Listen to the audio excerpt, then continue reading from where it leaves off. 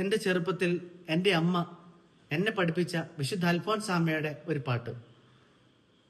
മാന്യ സോദരരെ സോദരിമാരെ ഞാൻ മൗനമാചരിക്കാൻ സാധ്യമല്ല.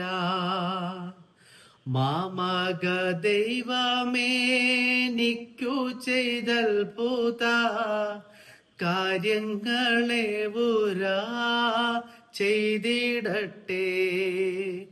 വിദ്യാർത്ഥിയായി ഞാൻ സ്കൂളിൽ പഠിക്കവേ അധ്യാപകത്വം നിതാ സംഭവിച്ചു. കേട്ടാലാരും നിത്യം ഞെട്ടി വിറച്ചിടും. കുഷ്ഠരോഗം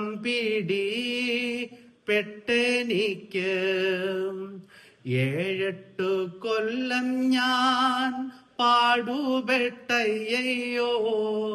നട്ടെല്ലു നാഡികൾ മാത്രമായി.